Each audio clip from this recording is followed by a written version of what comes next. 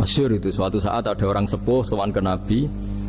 Karena sudah sepuh, beliau pamit, kira-kira jam segini pamit, ya Rasulullah saya mau pulang karena nanti kemalaman. Karena beliau jalan kaki yang orang sepuh.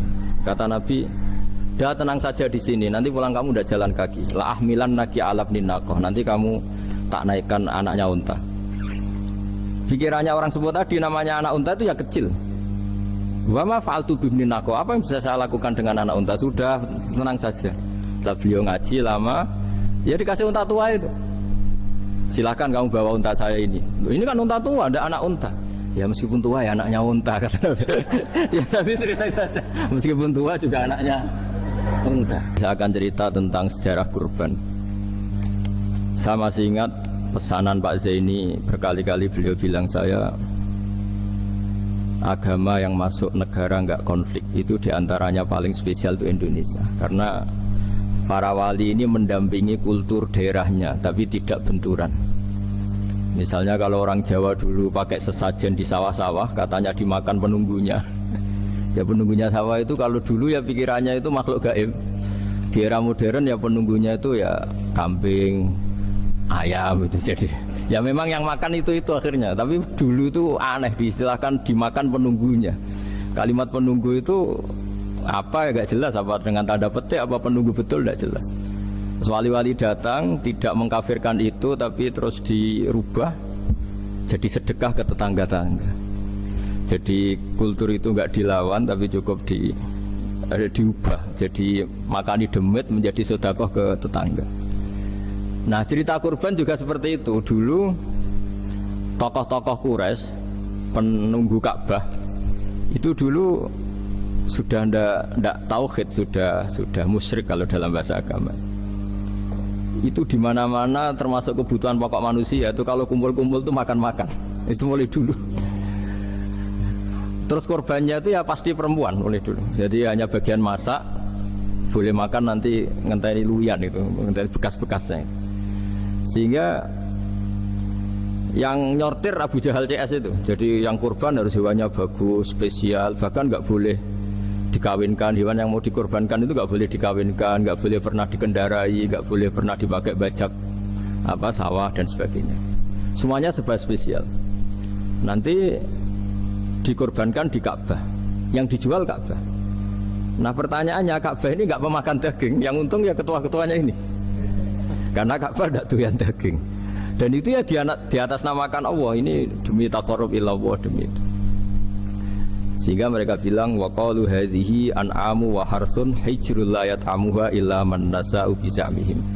Ini hewan kurban harus spesial dan yang berhak makan hanya orang-orang spesial, yaitu para penunggu Ka'bah, para sadanatul bait. Tapi karena mereka sudah tidak benar, tidak jujur, Islam mau merubah tradisi itu. Tapi kalau tradisi itu dirubah, maka Islam akan terkenal pelit, karena dari acara makan-makan menjadi tidak ada makan-makan. Jadi kadang kebenaran itu harus diganti dengan sesuatu yang tidak ekstrim, karena tadi dari acara makan-makan menjadi sama sekali nggak makan-makan. Maka terus diganti oleh Islam dengan kalimat udhiyah, dengan kata kurban. Nah kenapa itu harus terjadi? Karena kurban itu sebetulnya syariatnya Nabi Ibrahim, di mana orang Mekah itu memang turunan Nabi Ibrahim, sehingga sisa-sisa makan-makannya masih. Cuma mulai ada melenceng, ada sesajen, ada khurafat, ada bid'ah. Kemudian itu mulai masalah. Terus Rasulullah Muhammad SAW datang ingin benahi itu. Tapi yang dibenahi adalah menghilangkan kemusyrikannya, bukan makan-makannya. Akhirnya diganti oleh udhiyah. Nah kenapa ada kurban? Kalau dalam banyak literatur, Nabi Ibrahim alaihissalam itu Nabi yang paling, dengan tanda kutip, mengklaim kalau beliau itu orang paling sayang kepada Allah, paling dekat kepada Allah. Nggak ada yang dicintai selain Allah. Beliau memaklumatkan itu baik secara lisan maupun di gemuruh hatinya, di bisikan hatinya, di detak jantungnya, pikirannya seperti itu. Pas itu beliau belum punya putra karena beliau termasuk lambat punya anak. Suatu saat ditakdir punya putra, yaitu Ismail. Pas seneng-senengnya jalan, pas seneng-senengnya punya anak, sama Allah disuruh nyembelih. Anak kamu harus kamu sembelih. Ibrahim kaget. Kenapa ya Allah? kamu adalah orang yang sering ngomong bahwa yang paling kamu cintai saya. Tapi setelah ada anak kamu, kayaknya enggak loh. Protes Nabi Ibrahim, Pak. Yang benar Gusti, iya harus anak kamu. Karena beliau kadung janji, kadung komitmen yang paling dicintai Allah, tidak ada yang lain. Saya akan mencintai engkau ya Allah meskipun harus mengorbankan anak saya. Singkat cerita terus disyariatkannya kurban itu. Ketika Nabi Ibrahim berkomitmen melaksanakan perintah itu, Ismail juga mau nurut, bersama Allah diganti oleh hewan kurban yang bernama kambing. Sehingga versi cerita itu bahwa Allah akan maklumi ketika orang mencintai Allah secara serius, bersamaan dengan itu orang juga mencintai anaknya dengan proporsi masing-masing. Itu di khazanah-khazanah yang saya baca. Versi kedua, tapi ini nanti nggak perlu dipertanyakan. Nanti kalau UGM tanya itu versi yang paling baik, yang paling benar gimana?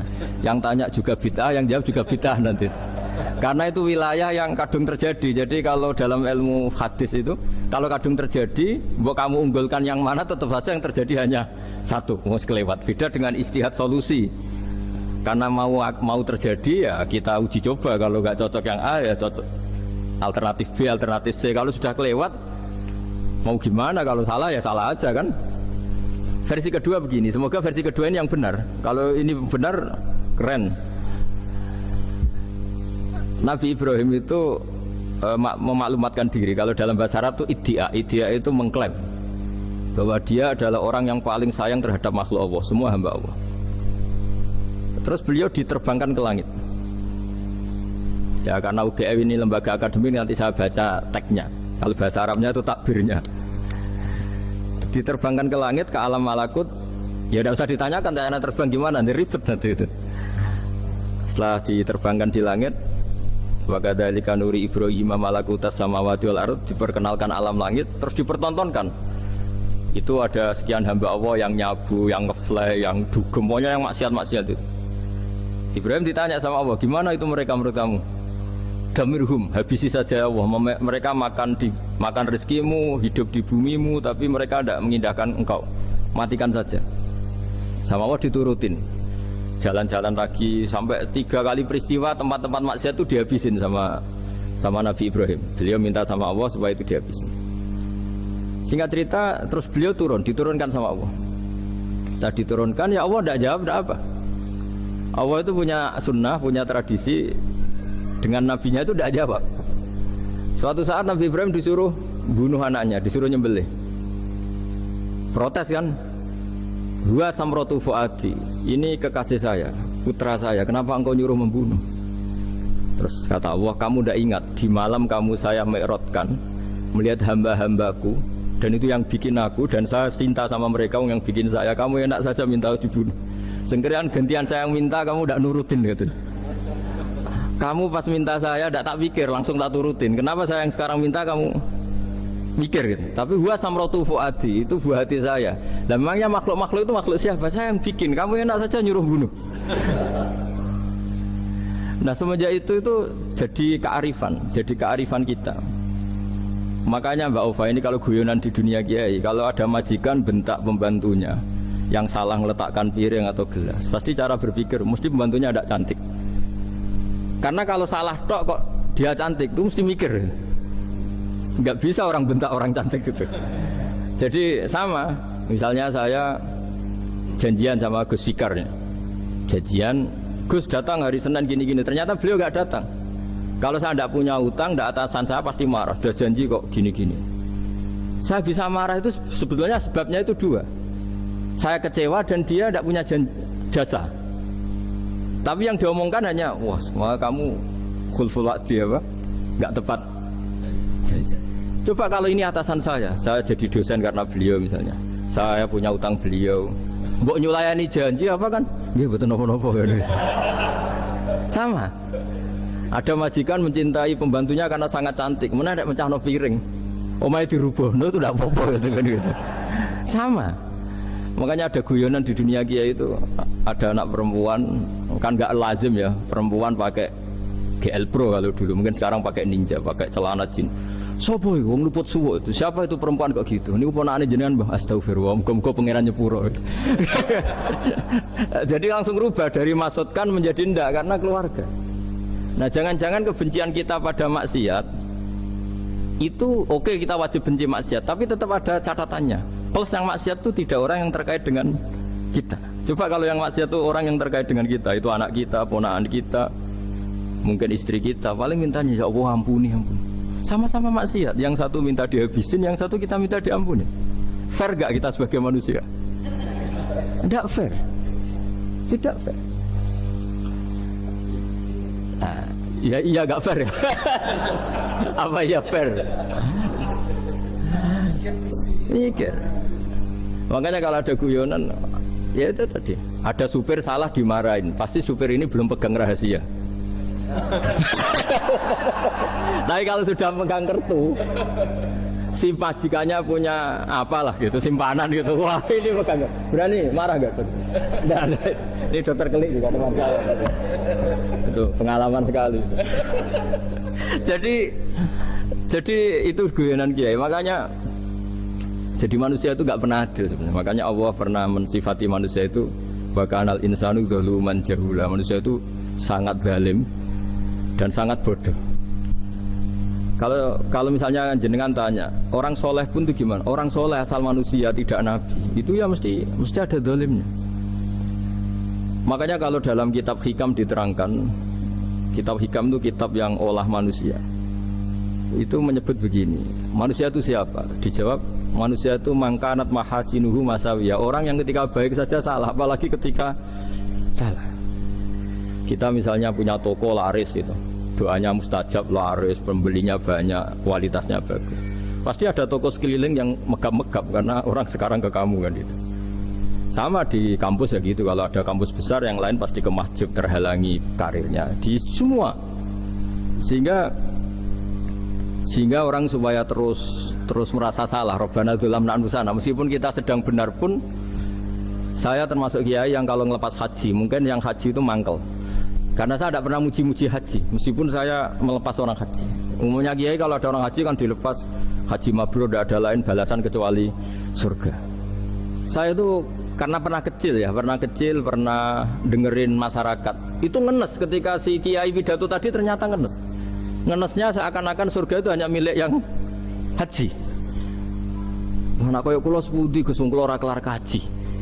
Semenjak itu setelah saya jadi kiai ya dendam juga. Akhirnya setelah saya jadi kiai kalau ngaji, orang yang haji mabrur balasannya surga, orang yang fakir sabar juga surga, orang yang sering dimarahin istri juga surga. Kata pokoknya surga terus.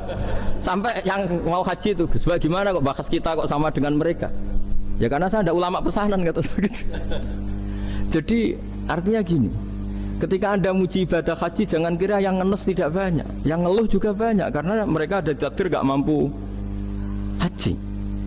Itu hebatnya Islam. Islam juga datang dengan solusi-solusi. Misalnya Jumatan itu hajinya orang miskin, orang yang ingat Allah mulai subuh sampai matahari terbit juga sama dengan umroh.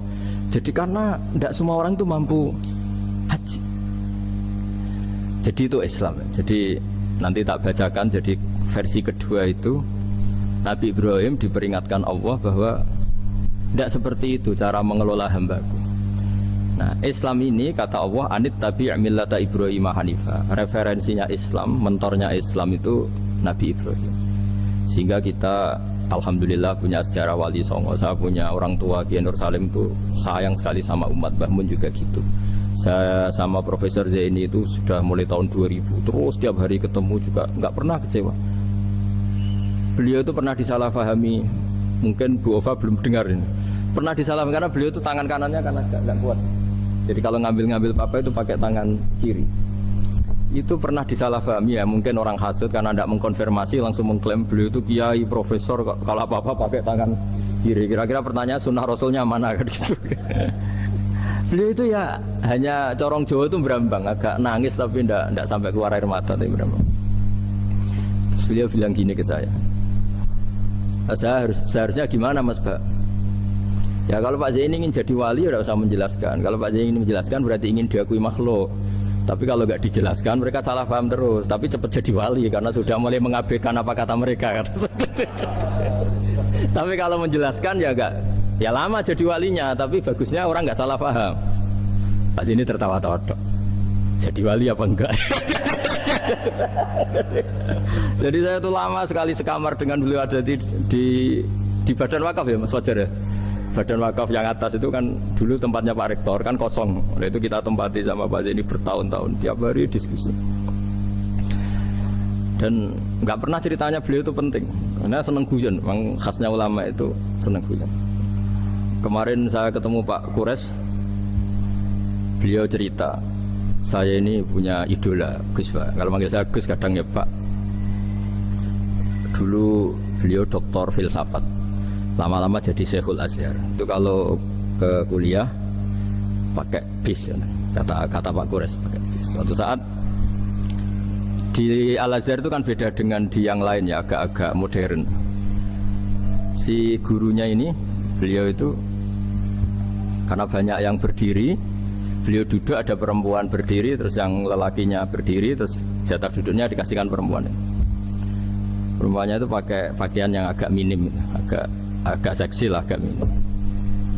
Terus si Syekhul Azhar tadi saat itu belum Syekhul Azhar, punya 2 permen.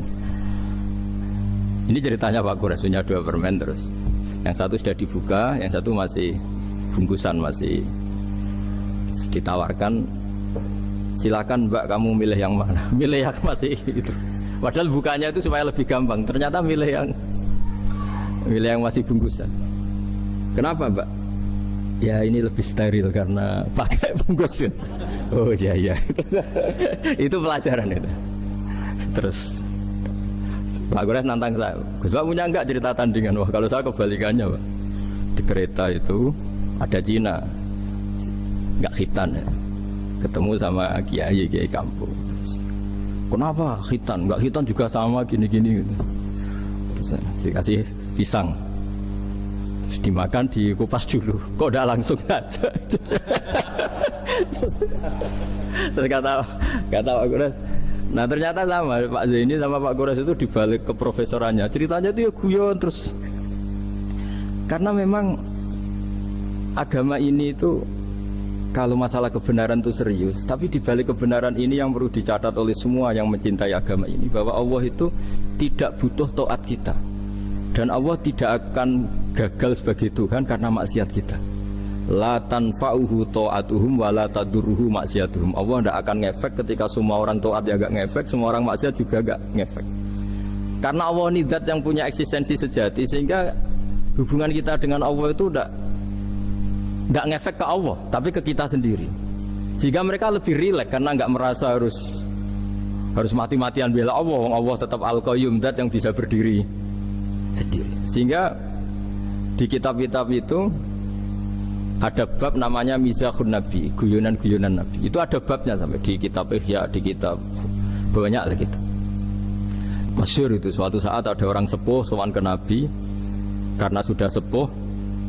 Beliau pamit, kira-kira jam segini pamit, ya Rasulullah saya mau pulang karena nanti kemalaman. Karena beliau jalan kaki yang orang sepuh. Kata Nabi, dah tenang saja di sini, nanti pulang kamu udah jalan kaki. La ahmilan naki alab ninakoh, nanti kamu tak naikkan anaknya unta. Pikirannya orang sepuh tadi namanya anak unta itu ya kecil. Wa ma fa'altu bibninako, apa yang bisa saya lakukan dengan anak unta? Sudah tenang saja. Setelah beliau ngaji lama, ya dikasih unta tua itu. Silakan kamu bawa unta saya ini. Ini kan unta tua, ada anak unta. Ya meskipun tua ya anaknya unta kata Nabi. Ya tapi cerita saja. Meskipun tua juga anaknya unta. Jadi agama itu rileks. Nabi Ibrahim kembali lagi ya karena syariat Ibrahim. Nabi Ibrahim itu pernah minta supaya nyawanya itu diperpanjang karena beliau umumnya orang itu kan ingin nyawa panjang, ingin umurnya panjang. Beliau yakin penting nyawa panjang, umur panjang. Allah tidak jawab gak apa. Suatu saat ada tamu, orangnya itu sepuh sekali. Nabi Ibrahim karena orang yang sangat menghormati tamu dikasih kurma, apa itu? Anggur. Itu setiap dimakan dikunyah meler lagi keluar. Karena sudah sepuh, nggak ada giginya, dikunyah keluar lagi. Itu jawabnya Nabi Ibrahim, ya Allah, masuk lagi ke kamar, sholat lagi, mengcancel doa panjang umur. Katanya Ibrahim, oh jenengan jawab toh gitu. Artinya kalau ingin tua sekali ya nasib kamu kayak itu gitu. Jadi karena beliau tahu itu jawaban terus masuk kamar, oh jawab tuh Gusti jenengan, terus membatalkan doanya. Itu Nabi Ibrahim. Kalau orang sekarang enggak, dongo ngarani, ya tua ya tetap sehat, tetap wah itu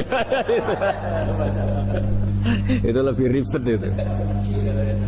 Iya, jadi karena doa itu kalau nggak diperjelas itu ya repot. Ini cerita supaya kita berislam itu ceria. Saya Mbah Mun itu meskipun kiai top, senengannya dia guyon bapak saya. Tapi guyon itu ada yang wajib. Saya dulu itu janggal. Ini cerita ya, mungkin kalau di kampus-kampus umum agak asing, tapi ini cerita. Nuduh zina itu dosanya besar sekali. Saya ulang lagi, nuduh orang lain zina itu dosanya besar sekali. Disebut bab qadzaf. Saya pernah menjumpai 3 kiai besar, 3 kiai besar. Kiai top semua. Di majelis itu ada gosip bahwa si A itu punya selingkuhan sama Sri itu misalnya, atau dengan siapa lah, dengan perempuan. Itu kalau di Arab itu senengannya pakai Salma, Laila Majnun Salma. Kalau di Jawa itu kasihan korbannya itu. Ya, tapi itu contoh saja. Itu si Kiai 3 tadi gak ngefek, malah tanya gini, loh apa perempuannya cantik? Wah cantik sekali Mbah. Cantiknya sampai kayak apa? Malah bicara cantiknya perempuan. Saya itu ya pertama iskal. Ini kiai kok bakas orang apa? Cantik. Orang ayu ya. Setelah majelis itu bubar, yang penggosip tadi ya yang gosip ini gak kiai, yang pembisiknya ada kiai, yang gosip ini gak kiai. Cuma kiai 3 ini posisi mendengar. Tapi malah tanya cantiknya tadi. Singkat cerita setelah orang itu pulang bilang gini, Gus. Itu kalau saya bilang iya dengan gosip itu, saya ikut qadzaf, saya ikut menuduh orang lain zina. Itu dosa besar. Selain itu saya kiai, kalau saya bilang iya dianggap membenarkan. Maka untuk mengalihkan nggak bicara nuduh, jadi guyon tadi. Jadi guyonnya itu karena kalau kita tadi bilang iya artinya mengiyakan. Dan itu artinya qadzaf, punya dosa besar karena nuduh orang lain zina. Diperparah dia kiai besar kan, orang menjadi percaya karena yang ngomong bukan penggosip lagi tapi ya. Maka dialihkan tadi, loh ayo nucung gitu. Sampai segitunya kearifan. Sehingga dulu ketika Ma'is itu seorang sahabat yang pernah salah besar. Itu Nabi ketika beliau ada gosip salah gitu ya, Nabi masih jangan-jangan kamu hanya mimpi cung, jangan-jangan kamu hanya megang tapi tidak sampai zina. Sampai terakhir Nabi tanya, afi aklikaseun, jangan-jangan otak kamu itu sudah agak error. Saking tidak inginnya Nabi mempercayai hal-hal seperti itu. Nah problem kita di zaman sekarang justru kadang nyari-nyari supaya tahu buktinya. Yang dulu para orang soleh menghindari bukti itu supaya nggak suudzon, sekarang orang mencari-cari bukti. Padahal itu dilarang, wala tajassasu, orang nggak boleh mencari-cari kesalahan orang lain. Nah itu kearifan yang saya dapatkan dari Bapak, dari Mbah Mun, dari Pak Zaini, dari Pak Gures. Mereka orang-orang yang luar biasa menghindari ngomong penting. Sekarang itu orang banyak yang sering ngomong penting, sebenarnya itu malah salah. Karena kalau ngomong penting itu vonis terhadap orang lain. Dan kalau kamu rileks, tidak. Nabi dulu itu rileks sekali. Ketika beliau ngaji gini, terus ada pemuda lewat bawa cangkul mengabaikan pengajian Rasulullah. Banyak sahabat bilang, celaka orang itu, ada Nabi ngaji kok tidak ikut. Jawabannya Nabi unik.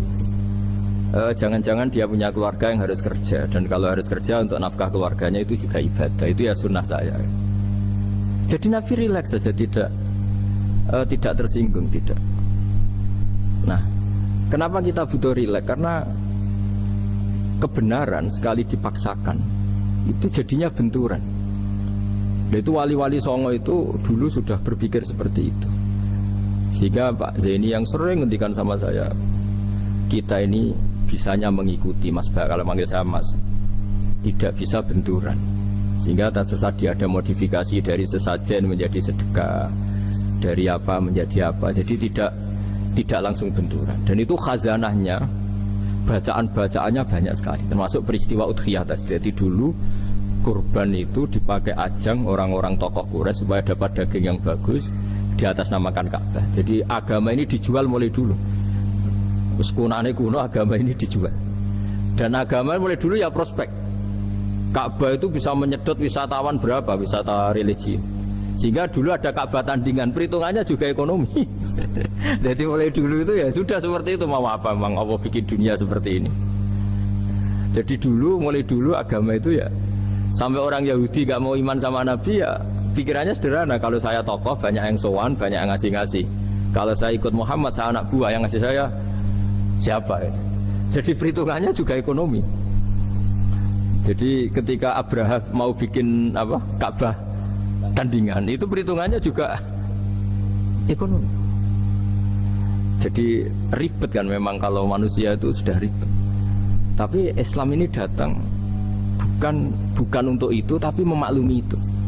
Itu hebatnya Nabi Ibrahim. Ketika beliau berdoa, ya Allah, keluarga kami saya tempatkan di Mekah. Rabbana liyuqimus sholata faj'al af'idatam minan nasi tahwi ilaihim warzuqhum minas samarat. Cuma menurut Islam dibalik, ya Allah, kita ini ingin anak-anak kami ini bersujud kepada Engkau, ingin anak-anak kami ini melakukan sholat. Tapi mereka ini manusia yang untuk ketahanan hidupnya butuh makan, butuh rizki, butuh ekonomi. Maka tolong ekonominya dijaga ya Allah. Jadi dibalik, demi sholat menjaga ekonomi. Jangan dengan demi ekonomi meninggalkan sholat. Jadi dibalik, jadi demi sholat menjaga ekonomi. Juga termasuk menjaga politik. Andai kan tidak ada orang Islam yang cakap politik, terutama yang soleh-soleh, kemudian negara bikin aturan ala mereka, sholat dianggap larangan, pengajian dengan larangan, juga repot. Makanya mulai dulu kiai-kiai itu ya politik, karena nggak ingin negara ini diatur oleh orang yang anti sholat, anti agama. Karena kalau negara terserah yang sedang jabat, kemudian yang jabat tidak soleh, bisa nganggap maksiat-maksiat tidak ilegal, yang pengajian justru ilegal. Nah, di sini kenapa banyak orang-orang soleh dulu ya rata-rata ya berpolitik mulai sebelum kemerdekaan sampai setelah kemerdekaan. Jadi itu ada filosofinya. Nah, bahwa ada oknum-oknum yang tidak seperti itu ya monggo, itu oknum. Tapi sebetulnya awal-awalnya kenapa banyak orang soleh yang politik, karena nggak ingin negara ini dipimpin oleh orang-orang yang anti agama, anti kebaikan. Sehingga berkahnya apa? Berkahnya negara ini berkonstitusi secara Islami. Meskipun tidak negara Islam, tapi tadi hak asasi manusia terjaga, hak belajar, hak beragama, hak ibadah. Coba bayangkan kalau kita jadi korut, Korea Utara kan pusing. Jadi, nah itu uniknya. Lagi-lagi ini cerita uniknya. Itu mulai dulu itu tidak ada benturan. Ketika ada Masumi, ada Partai NU, ada macam-macam. Muhammadiyah datang di Jogja itu Mbah Ahmad Dahlan itu teman dekatnya Mbah Hasyim. Saya tahu banyak tentang, namanya dulu Darwis. Itu dulu ngajinya sama pernah buyut-buyut Qiyami di sini. Dulu ngaji Mbah Soleh Darat, Mbah Ahmad Dahlan sama siapa itu Mbah Hasyim. Ketika di Mekah yang Mbah Ahmad Dahlan ngaji Syekh Khotib Minangkabau itu ya sama Mbah Hasyim. Nah kebetulan Mbah Ahmad Dahlan hidup di Jogja yang zaman itu sudah khurafatnya kayak apa, karena ada sistem agama yang sangat, menurut beliau sangat jauh dari Islam yang murni. Terus beliau revolusinya seperti itu. Yang Mbah Hasyim nempat di Jombang. Nah itu kan murni ilmu sosial, murni muqtadul hal. Terus beliau punya metode yang berbeda, tapi nggak masalah, mulai dulu nggak masalah. Kemudian jadi kalau yang kadang-kadang memasalahkan tuh ya memang yang nggak tahu masalah. Sebenarnya dulu itu ya biasa aja, karena ya itu urusan metode, urusan. Saya teruskan masalah udhiyah. Jadi yang diceritakan Nabi Ibrahim tadi, bahwa benci seseorang kita atas namakan maksiat itu tidak segampang itu. Karena jangan-jangan kebetulan yang maksiat itu keluarga kita. Apakah kita punya kebencian yang sama saat yang maksiat itu keluarga kita, atasan kita, teman kita? Ya kayak tadi, kalau saya corong jo dibelanjani janji, ada orang janji sama saya nggak tepat waktu, saya bisa marah, itu pasti sebabnya jelas. Itu bawaan saya nggak berjasa sama saya. Kalau kata dokter Gelik nggak cantik ya. Tapi kalau itu orang yang misalnya rektornya bilang, maaf ya saya tidak bisa datang hari ini, tidak apa-apa. Pasti manut itu. Atau yang nyelayan janji kiai itu, cuma ngurus itu teko itu. Ini betul nopo-nopo. Gayanya saja kita marah karena khulful wa'di ya, ingkar Ingkar janji. Sama.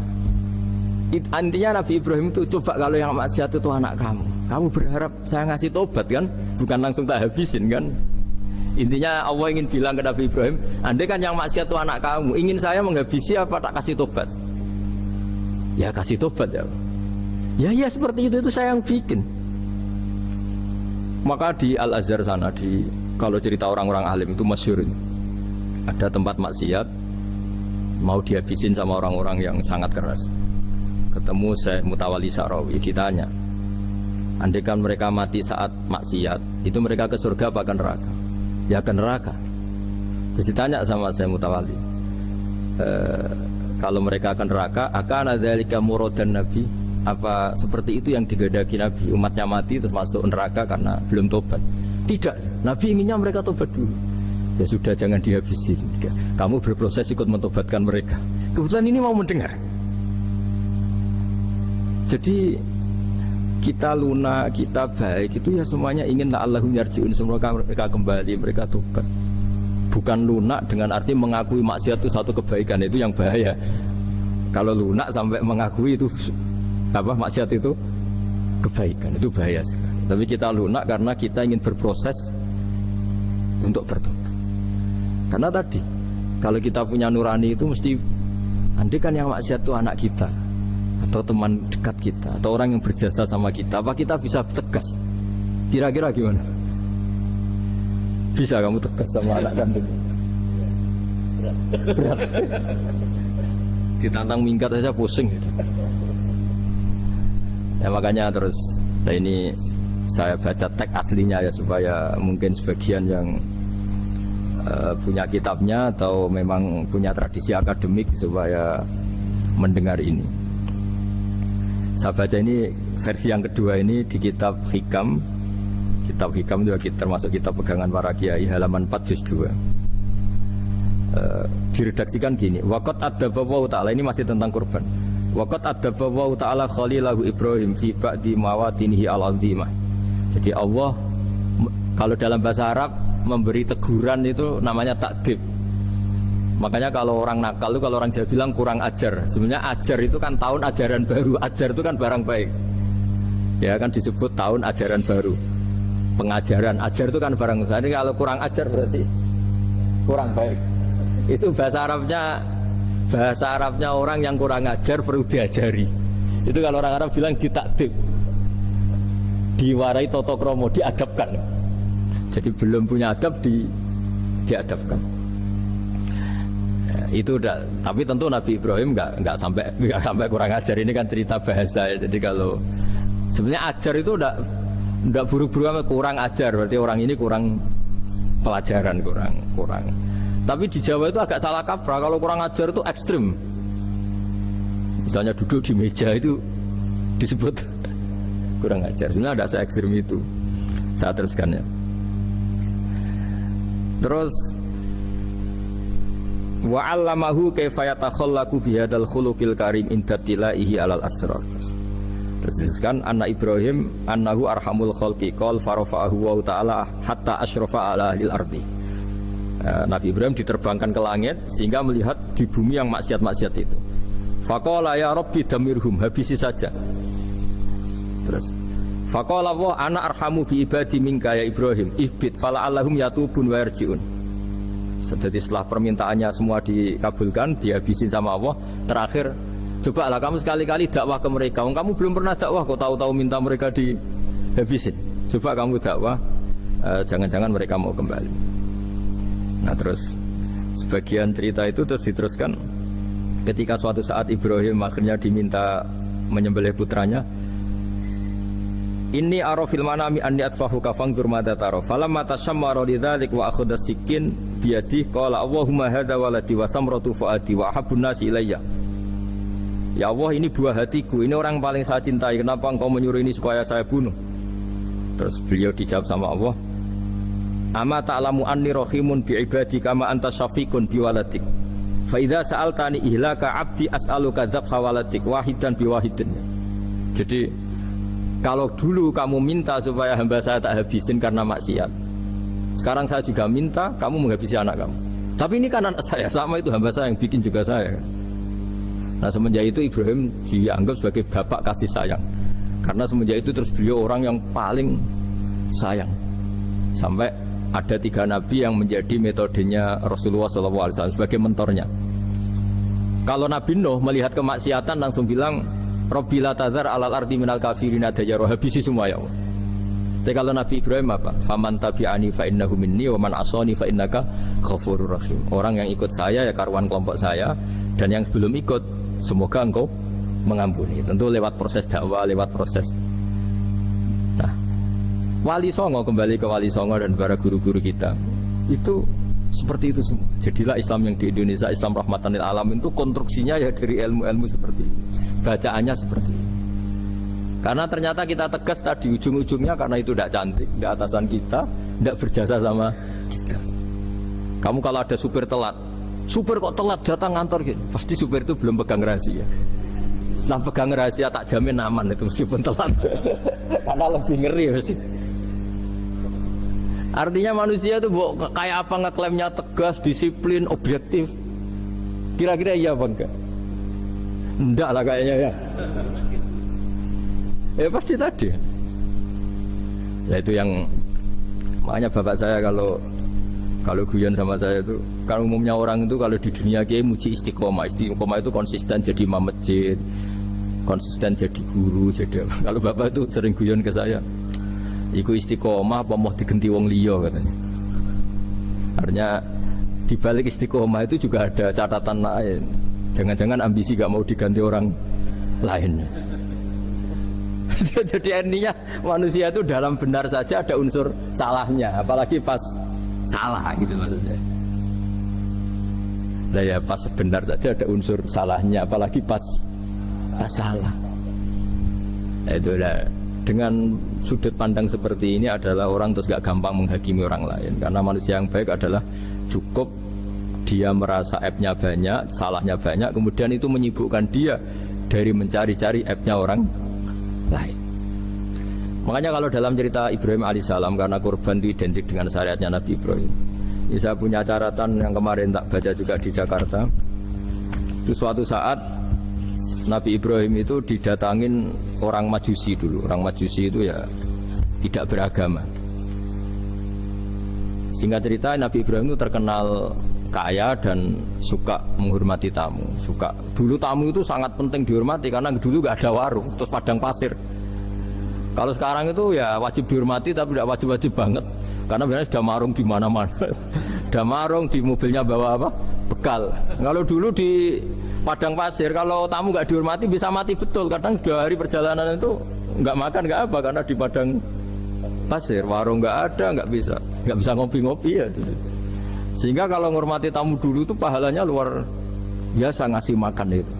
Kalau sekarang ya pahalanya biasa aja karena ya tamunya makannya ya biasa aja karena tidak yang duluan itu.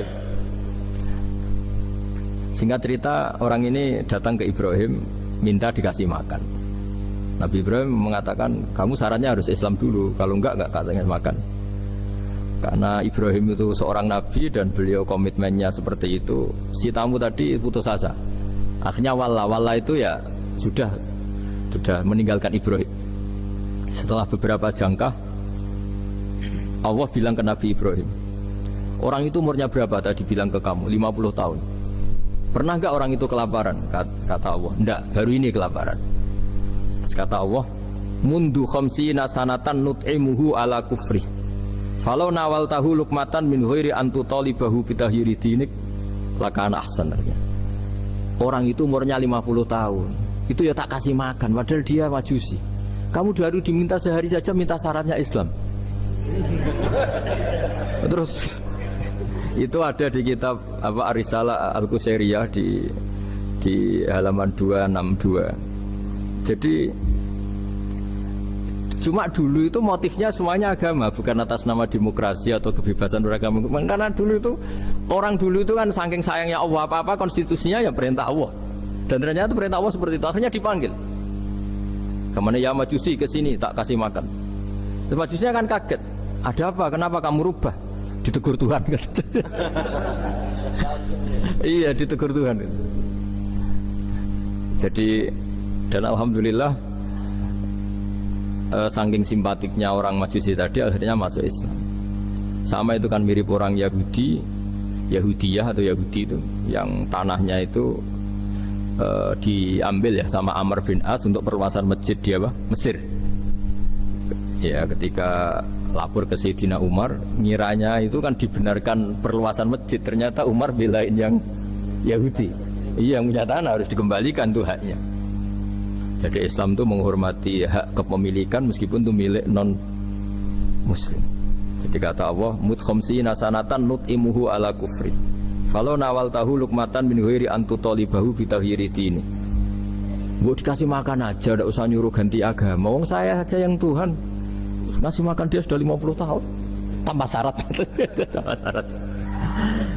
Ya jadi ini cerita ya Bu Ufa. Jadi kita mungkin kenangan saya dengan Bapak, Bu Ufa dengan Profesor saya ini kebetulan teman dekat sekali sama saya dan hampir tiap hari saya ketemu minimal 3 jam bertahun-tahun. Sampai kalau kehabisan cerita akhirnya cerita keluarganya karena kesuwen belajar karena akhirnya cerita keluarga. Maksud saya tadi ini saya cerita ini barang baik ketika beliau pernah ditahan karena aktivis dulu. Itu pas mau lahirnya Bu Ova, terus beliau berdoa mati-matian delalah dibebaskan. Beliau sempat nunggu kelahirannya Bu Ova ini terus dinamai Aufa Amalia. Itu kalau dalam bahasa Arab itu Aufa itu Allah memenuhi apa yang saya angen-angen. Jadi itu ceritanya itu gitu. Jadi nama itu spontan aja ketika iya, jadi beliau itu aktivis dulu. Bukan di penjara karena korupsi atau kriminal, bukan karena aktivis. Karena kalau model sekarang Bu, kalau nggak dijelaskan detail ditahan karena aktivis, nanti dikira ditahan karena yang lain. Ribet kan? Jadi ditahan karena beliau itu dulu aktivis, bukan karena apa.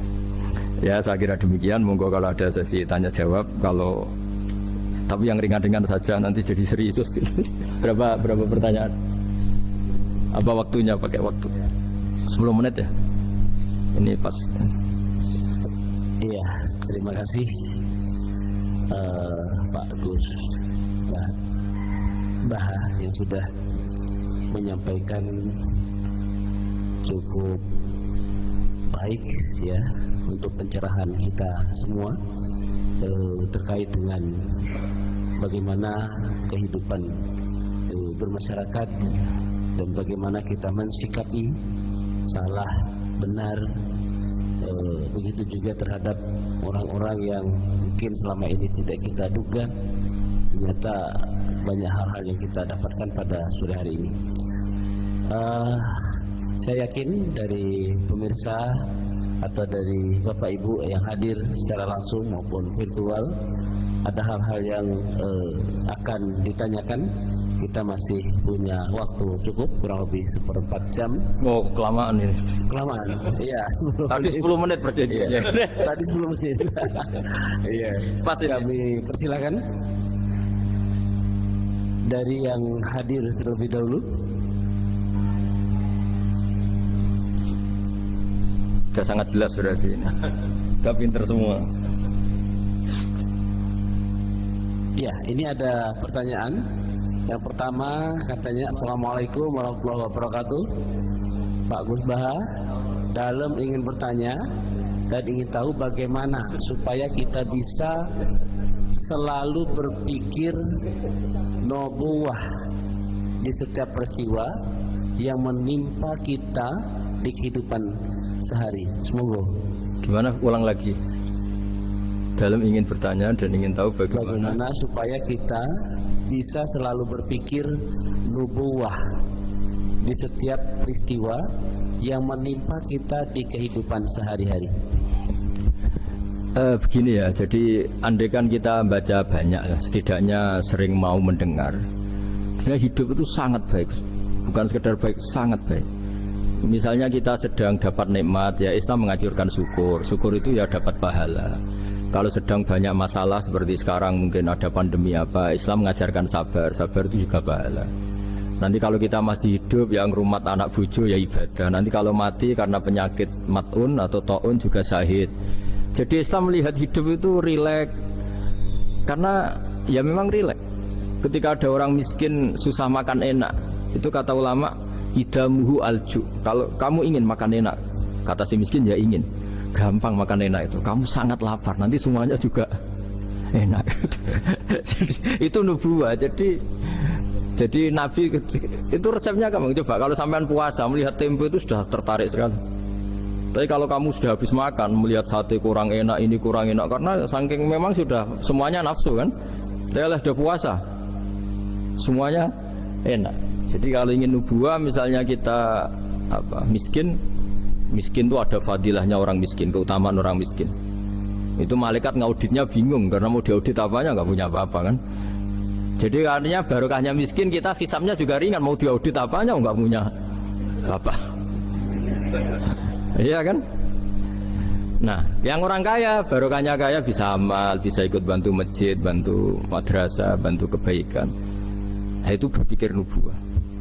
Terus kedua terbiasakan yang agak unik, ini mungkin wilayah medis. Yang agak unik dalam Islam itu mimpi itu Bu Fayo, mimpi itu sama kenyataan itu tinggi mimpi derajatnya. Andai kan orang masih zaman orisinil, mimpi sama hidup nyata itu hebat mimpi.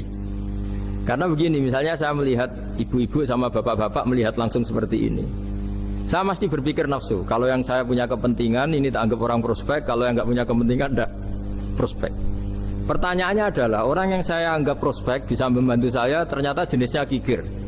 Yang tak anggap tidak prospek ternyata jenisnya dermawan. Kita kan sebenarnya nggak tahu. Lalu pertanyaannya, pandangan kita terhadap orang lain itu berdasar fakta apa berdasar harapan? Berdasar harapan.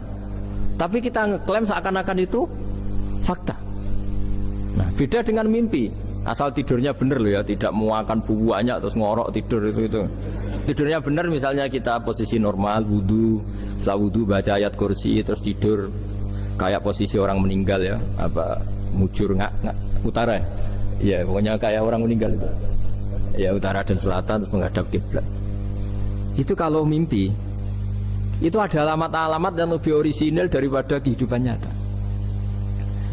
Ini contoh agar. Nah, artinya gini, makanya Nabi pernah ngendikan mimpi itu bagian dari 46 dari bagian kenabian. Itu jumlahnya 46%. Tapi ya tidur yang seperti tadi. Artinya gini, sarana kita bisa mendeteksi alam gaib, kalau boleh dibahasakan alam gaib, itu sebenarnya orang Islam itu masih punya sarana satu, yaitu mimpi. Karena dengan mimpi ini semua organ kita, semua sistem kita itu kayak off. Setidaknya sistem keinginan kita. Yang ada adalah pemberian gitu, cara berpikir agama lah ya. Saya tidak tahu kalau cara berpikir media. Jadi kalau orang tidur, itu sistem keinginannya dia kan habis, hilang. Yang ada keinginan Allah. Jadi dia posisi diberi. Tapi kalau kita terjaga gini, melihat orang lain, wah ini prospek, ini enggak. Padahal faktanya orang ini yang kita sebut prospek ternyata antipati sama kita atau enggak keinginan nolong kita. Yang kita bilang enggak prospek justru orang yang di hatinya ingin menolong kita. Kan enggak pernah tahu kita. Makanya banyak orang salah pilih kan di situ. Karena bagaimana orang lain kamu vonis atau kamu hakimi, kamu statuskan sesuai keinginan kamu. Kalau mimpi kan enggak bisa. Nah sehingga kalau dalam penelitian Bu, kenapa Nabi itu, mimpinya Nabi itu wahyu. Ya kan kalau dalam agama kan mimpinya Nabi itu wahyu. Karena tidurnya normal gitu. Normal artinya kelas A tadi lah. Makanya banyak orang awam pun yang wah sing tak sekseni persis mimpiku, yang saya saksikan persis mimpi saya. Orang awam saja ngalami apalagi yang Nabi. Nah, artinya untuk mendeteksi nubuah selain tadi ya, kita kan seperti yang saya ceritakan berkali-kali, kalau ingin nubuah itu sebenarnya gampang, maksudnya bermental nubuah. Kalau saya sekarang hidup ya anggap saja bisa melakukan kebaikan lagi. Kalau sekarang saya mati atau akan mati, anggap saja mati itu mengakhiri semua potensi keburukan Anda. Sekarang mungkin kita ada zina, ada korupsi, ada maling, tapi siapa yang bisa menjamin bahwa kita tidak akan maksiat di masa depan? Dengan mati potensi itu hilang. Makanya Nabi melihat mati itu ya sederhana, wa tawaffani idza kanatil wafat khairan li. Ya Allah, hidupkan kami ketika hidup kami menambah kebaikan. Matikan kami jika mati itu mengakhiri kejahatan. Jadi Allahumma ij'alil hayata ziyadatan li fi kulli khairin wal mauta rohatan li min kulli syarrin. Ya Allah, ketika saya hidup dianggap saja ini potensi menambah kebaikan. Kalau saya mati dianggap mawon mengakhiri semua kejahatan. Sehingga ya mati itu pasti baik. Makanya kalau ada koruptor, ada preman mati, kalau kiai-kiai saya gitu baik ya, sampai orang-orang tidak ikhlas. Baik di mana orang penjahat gini? Padahal kiainya di hatinya ya baik, sekarang tidak penjahat lagi, sudah mati. Nah itu ada ilmunya sebetulnya, karena kematian itu punya sisi positif. Orang tidak bisa jahat lagi. Ya saya kira dulu.